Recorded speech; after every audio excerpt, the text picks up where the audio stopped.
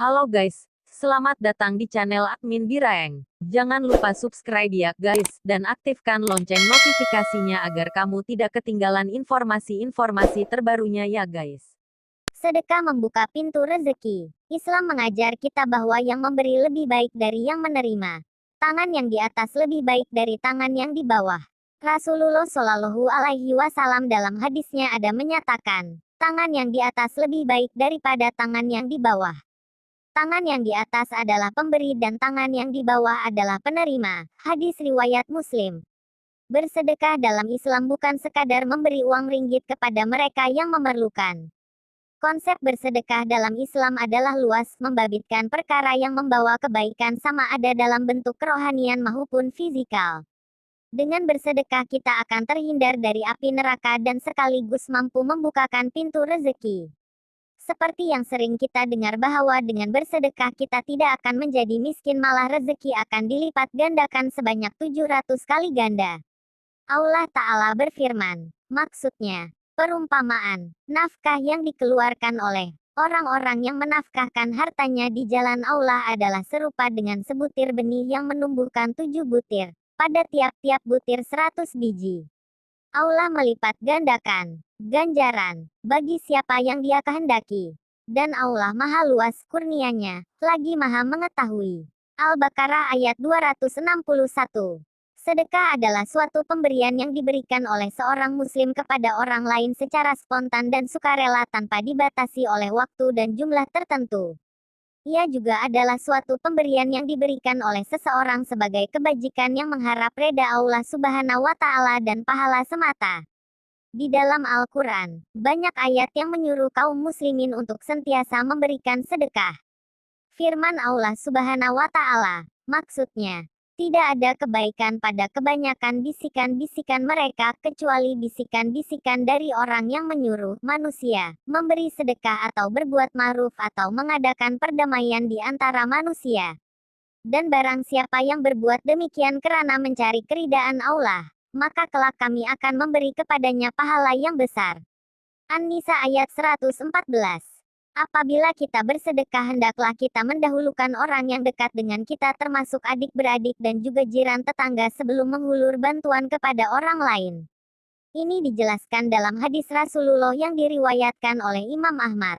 Antara lain ia menyusun keutamaan bersedekah kepada diri sendiri, istri, anak, orang gaji dan jika masih ada sedekahlah kepada sesiapa yang memerlukan. Jika masih ada golongan fakir dan miskin di negara kita, lebih baik kita bersedekah kepada mereka sebelum bersedekah kepada penduduk luar negara. Setiap orang yang berbuat kebajikan nescaya diberkati Allah dengan dikurniakan kesejahteraan hidup dan mendapat rahmat-Nya. Amalan bersedekah yang amat dianjurkan Islam sememangnya akan mendapat ganjaran pahala yang besar, namun pahala sedekah akan lenyap apabila si pemberi selalu mengungkit-ungkit dengan sedekah yang telah diberikan atau menyakiti hati si penerima. Hal ini ditegaskan oleh Allah Subhanahu wa Ta'ala dalam firman-Nya yang bermaksud, hai orang-orang yang beriman, janganlah kamu menghilangkan pahala sedekahmu dengan menyebut-nyebutnya dan menyakiti perasaan si penerima. Al-Baqarah ayat 264. Sedekah merupakan sunnah Rasulullah Shallallahu Alaihi Wasallam dan hukumnya adalah sama dengan infak. Namun begitu, sedekah dan infak mempunyai perbedaan dari segi barangan yang dikeluarkan. Ini karena sedekah tidak terbatas kepada harta semata-mata sedangkan infak berkaitan dengan harta. Terdapat beberapa kelebihan bersedekah yang akan dirasakan pada orang yang melakukannya. Antaranya ialah 1. Memperkuat keimanan dan mendekatkan diri kepada Allah Subhanahu wa Ta'ala. Jika kita bersedekah dengan niat demi untuk beribadah karena Allah, pasti akan bertambah keimanan kita terhadapnya. Dengan bersedekah juga dapat mendekatkan diri kepada Allah karena Allah sangat menyayangi akan golongan hambanya yang banyak memberi karenanya, bukan bertujuan untuk menunjuk-nunjuk. 2. Bertambah rezeki dan mendapat keberkatan. Allah akan memberi dan menggantikannya dengan hal yang lebih baik jika kita memberi kepada orang lain. Tidak sesekali kita rugi sekiranya memberi dan membantu orang lain dengan hak dan barangan kita. Pasti Allah akan menurunkan keberkatan rezeki dengan lebih baik atas kebaikan yang kita lakukan itu. Jika bukan menggantikan hal yang sama, pasti digantikan dengan kesehatan yang baik, kebahagiaan dalam keluarga dan kesenangan dalam apa saja urusan. Sesungguhnya rezeki Allah itu sangat luas dan tidak terbatas. 3. Memberi ketenangan hati dan kebahagiaan. Sebagai umat Islam kita sering disarankan untuk berbuat apa-apa saja kebaikan demi mendapatkan ketenangan pikiran dan emosi, termasuklah dengan bersedekah. Bahkan, dengan membelanjakan harta ke arah kebaikan demi membantu orang lain pasti akan mendorong peningkatan hormon-hormon kebahagiaan dalam otak kita. Kajian sains sendiri telah membuktikan kebenaran ini. 4. Melatih berpikiran positif dan adil. Golongan yang gemar bersedekah adalah mereka yang memiliki sikap adil dan tidak berani mengambil hak orang lain tanpa kebenaran, mencuri. Dengan melakukan amalan sedekah akan mengingatkan kepada kita mengenai kewajiban dalam aspek sosial yaitu bersikap adil kepada mereka yang memerlukan bantuan. 5.